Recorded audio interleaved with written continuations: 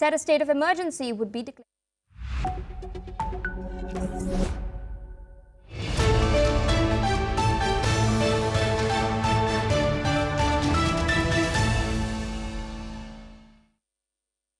Hello and welcome to the newsroom. Breaking this hour, US President Donald Trump has announced that he will hold talks with China's President Xi Jinping during the upcoming APEC summit in South Korea. The meeting signals a potential de-escalation of trade tensions, offers a critical opportunity for diplomatic engagement, and provides a message of stability to global markets. The talks will take place in Gyeongju, South Korea, from October 31st to November 1st this year. This meeting comes as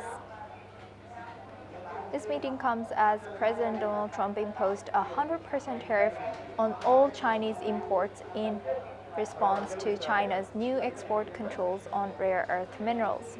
Previously, Trump had said that there was no reason to meet with Xi Jinping. His reversal now indicates a willingness to de-escalate tensions between them. Let's in fact listen into what the US president has said. We're doing very well with China. I don't know what's going to happen. I can't tell you. We're going to meet in a couple of weeks. We're going to meet in South Korea, actually, with President Xi and other people too, but we're going to meet. We have separate meetings. US President Donald Trump has said in an interview that the United States is aiming for a fair trade deal with China. He has added that while Chinese tariffs have been a challenge, he believes the situation will be resolved and that current measures, including the 100% tariff, are not sustainable. Trump has also mentioned that China is constantly looking for an edge in trade negotiations and that he will meet with President Xi Jinping in the coming weeks to discuss the way forward.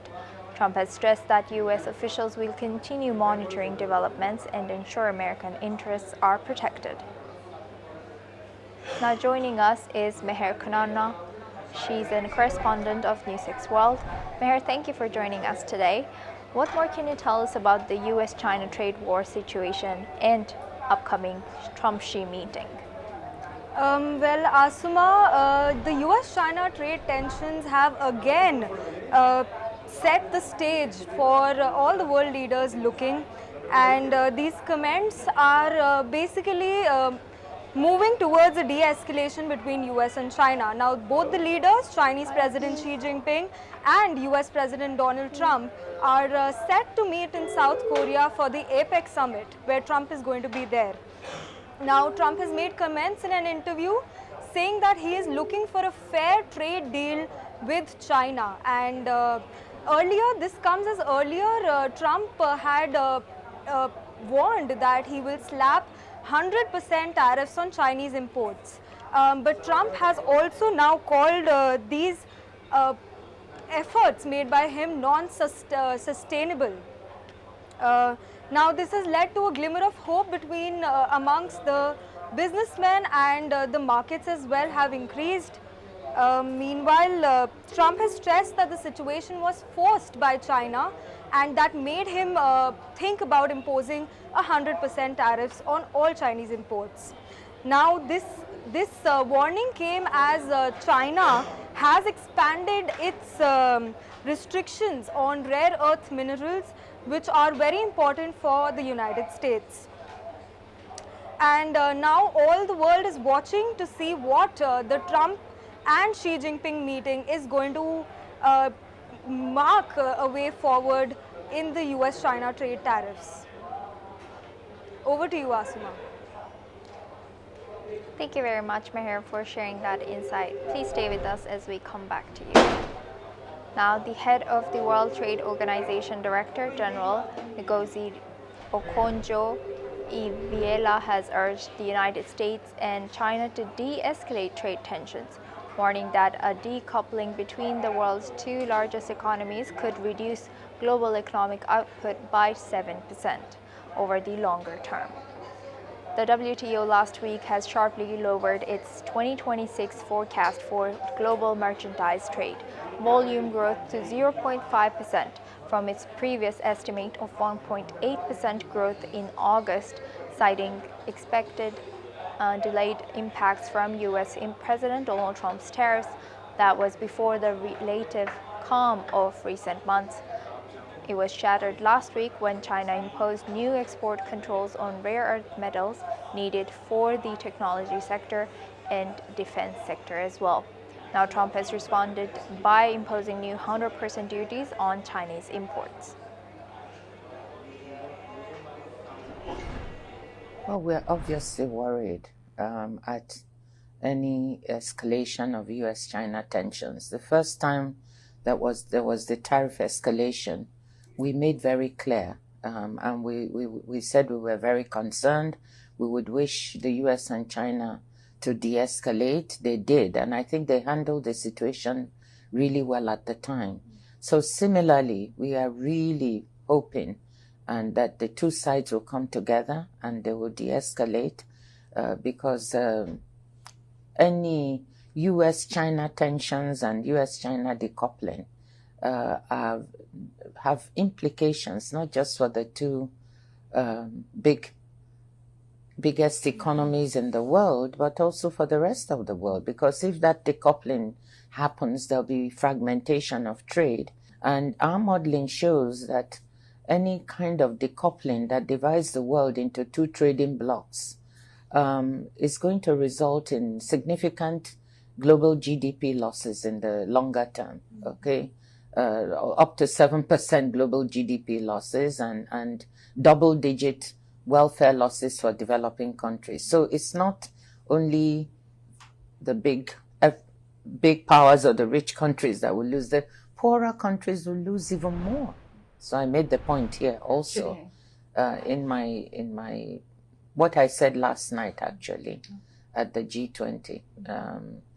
I made the point that U.S.-China trade tensions is something that we would like to see a de-escalation because it adds to the uncertainty of the global outlook. Yes, so we are very, very, very keen from the WTO standpoint to see a de-escalation of tensions. China has launched one of its biggest military purchases in decades. The Chinese Communist Party has expelled 9 top generals, accusing them of serious financial and duty-related crimes. Those removed include Vice Chairman He Weidong, one of China's highest-ranking military officials after Chinese President Xi Jinping. The generals also face military prosecution. The Defense Ministry has said that their actions caused extremely serious consequences and mark a major success in the party's anti-corruption drive. However, analysts say the move also signals a political purge coming just before a key party meeting on China's economic plan. The crackdown follows months of internal investigations and earlier removals of senior defense leaders. The campaign extends beyond the military, with several civilian officials, including former Foreign Minister King Gang, also vanishing from public view.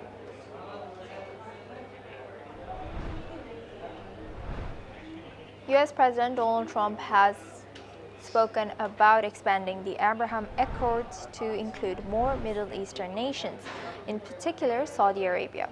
President Trump has previously named Iran as a potential new entrant into this agreement with Israel, which seeks to normalize ties between the Jewish nation and its Muslim-majority neighborhoods. Let's listen in to what the American president has said. The Abraham Accords are a miracle in a way. And the 4 countries that went in initially, including UAE, highly respected, big and highly respected, they stayed in, and they're doing incredibly well. I mean, they're basically trading with Israel and have access and everything else. I mean, it's good for everybody. I hope to see Saudi Arabia go in, and I hope to see others go in. I think when Saudi Arabia goes in, everybody goes in, highly respected. Mixed reactions are emerging in Moscow over the possibility of a second summit between Russian President Vladimir Putin and U.S. President Donald Trump, aimed at ending the war with Ukraine. The two leaders have agreed to meet again, tentatively in Budapest, after their first meeting in Alaska back in August. Let's in fact listen into what some of them have said.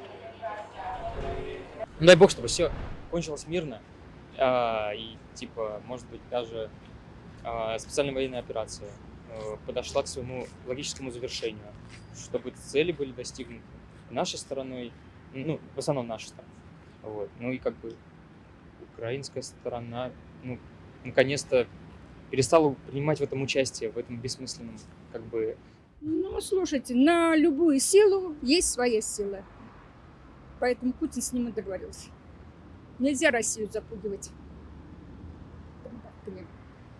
вот этими ракетами. На эти ракеты у нас есть свои ракеты. По-моему, уже очевидно, что это какая-то будничная новость. На мой взгляд, это просто одна из встреч, созвонов, так что не знаю, ничего не жду. Now for this discussion, we are joined by Meher Khurana. She's a correspondent at NewsX World. Meher, thank you for staying with us. Now, what has changed since Putin's last meeting back in Alaska in August? Well, Asuma, major developments happening today when US President Donald Trump has announced that he will be meeting Russian President Vladimir Putin in Budapest, Hungary, very soon. Now, Kremlin has also commented saying that they have already started preparing for this meeting and summit which is supposed to take place in Budapest.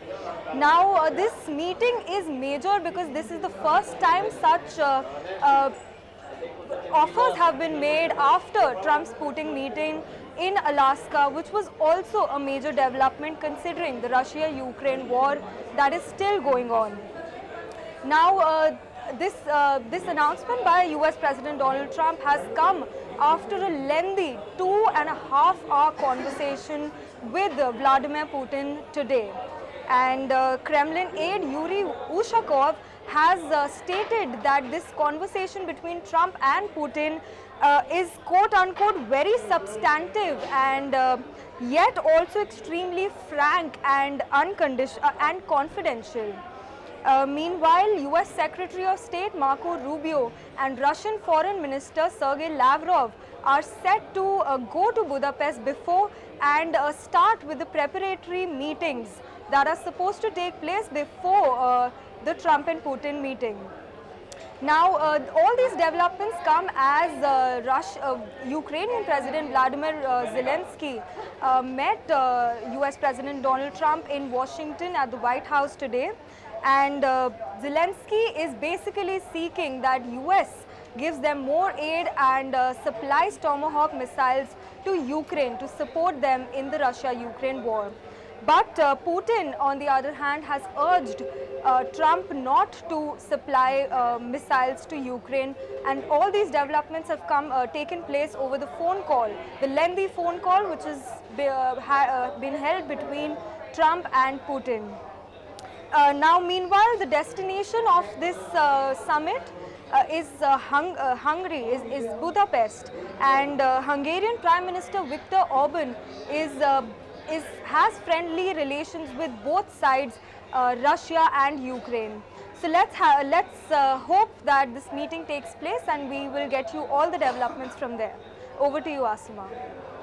Thank you, Meher, for sharing that insight. Now we move on to our next news. Ukraine has said that it struck major Russian explosives factory, that it had struck one of Russia's main factories for producing explosives for a wide variety of ammunition for Russia's army, as well as an oil terminal occupied in Crimea, fueling Russia's war effort.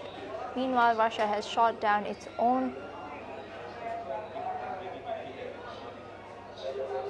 SL fighter jet over Crimea while its air defense was trying to intercept Ukrainian drones flying to the occupied peninsula and deep inside Russia in overnight Ukrainian attack. The Ukrainian drone attack has hit a facility near the De-Escalation air base in Crimea. Ukrainian special forces have confirmed that its drones inflicted damage on De-Escalation's oil depot and a plant.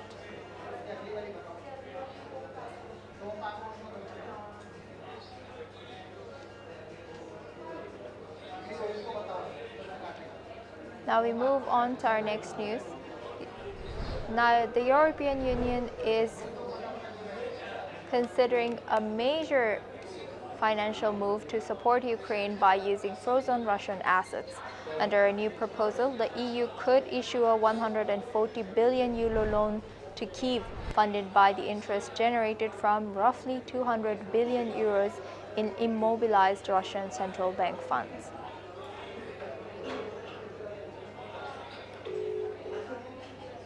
The bulk of that loan would be designated for European-made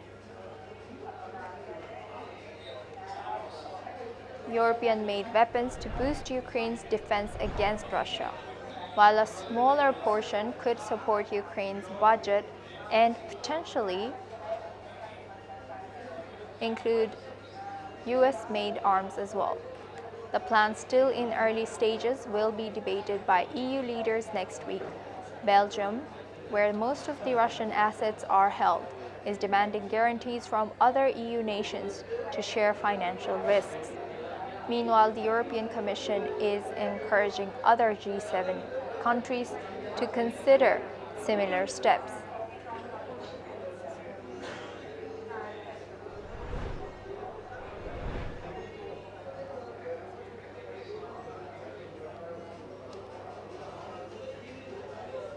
The national security hawk John Bolton, and former advisor to Donald Trump, who has become one of the US president's biggest critics, has pled not guilty in his initial appearance in court on charges he mishandled classified information. Bolton is the third of Trump's prominent critics to face persecution in recent weeks, as the US president dispenses with decades-long norms designed to insulate federal law enforcement from political pressures. The indictment alleges that Bolton shared sensitive information with two of his relatives for possible use in a book he was writing, including notes on intelligence briefings and meetings with senior government officials and foreign leaders.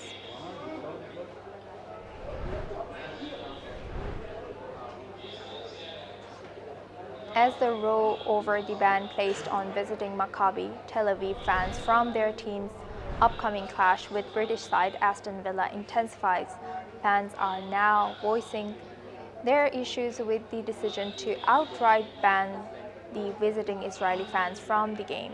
Here's what Elliot Pollack, chair of Jewish Villans, a Jewish Aston Villa fan club in Birmingham, has said. The idea that there'll be thousands of Israelis flying in for this game is probably a little misleading. I suspect a lot of the away tickets, would be brought by Jewish people within London, Birmingham, Manchester, who have an opportunity to have an Israeli flag in a public space, be proud of their identity, their Jewish identity, be proud of Israel, and would go. I know lots of people had asked me about the game who weren't Israeli, weren't Maccabi Tel Aviv supporters, supported other clubs in England, but wanted to go to the game as an opportunity. In the same way, if a Turkish club came, the Turkish diaspora would, etc. So this idea that we're only discriminating against Israelis here is completely untrue. A vast swathe of that support would be Jewish people from the United Kingdom.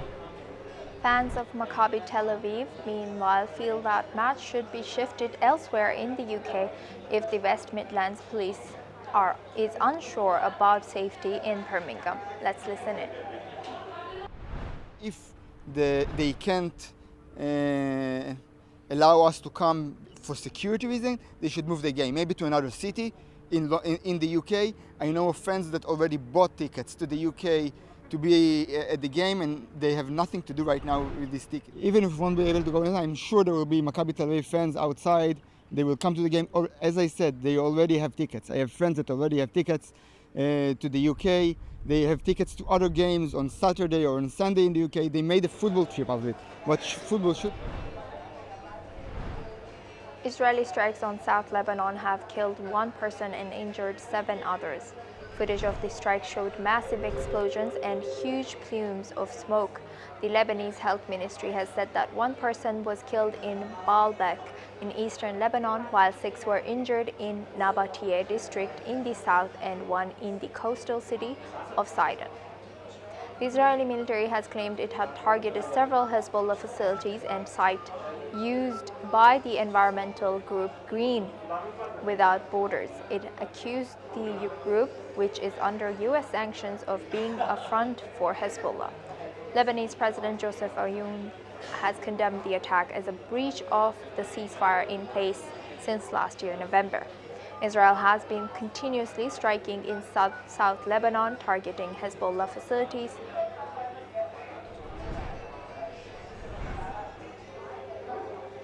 Now tensions continue to escalate along the Pakistan-Afghanistan border as Pakistan's foreign ministry has condemned recent Afghan attacks as unprovoked actions aimed at destabilizing the border region.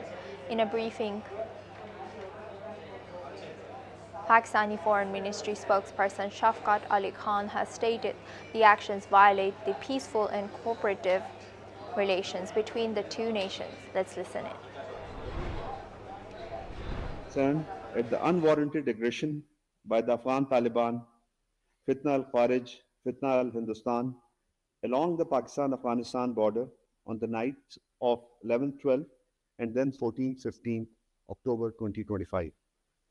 Such unprovoked actions aimed at destabilizing the Pakistan-Afghanistan border belied the overall spirit of peaceful neighborhood and cooperative relations between the two neighboring countries. Pakistan, exercising its right of self-defense, not only effectively repulsed the assaults all along the border, but also inflicted heavy losses on Taliban forces and affiliated terrorist groups operating from the Afghan soil in terms of men, material, and infrastructure. These infrastructures were used to plan and facilitate terrorist attacks against Pakistan. Our targeted and precise defensive response was not targeted towards the Afghan civilian population. Unlike Taliban forces, we exercise extreme caution in our defensive responses to avoid loss of civilian lives. Both sides are making sincere efforts to find a positive resolution to this complex but solvable issue through constructive dialogue. Pakistan greatly values dialogue and diplomacy and a mutually beneficial relationship with Afghanistan.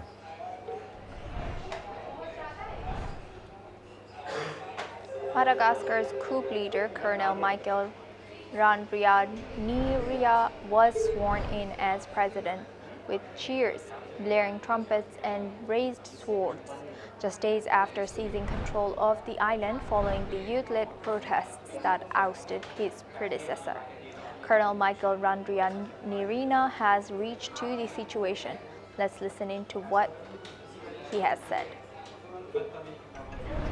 Afin d'assurer une gestion saine et responsable des finances publiques, nous nous engageons à mettre en œuvre une politique de sobriété budgétaire en limitant les dépenses publiques aux besoins prioritaires et vitaux de la population. Il est temps de mettre un terme à tout gaspillage des deniers. Ex-leader Andry Rajoelina, who was impeached by lawmakers and currently in exile after fleeing abroad, has condemned the takeover and refused to step down, even as widespread security force defections occurred and the High Constitutional Court has ratified the army's seizure of power within hours. With that, it's a wrap on the newsroom. Keep watching NewsX World for more news updates.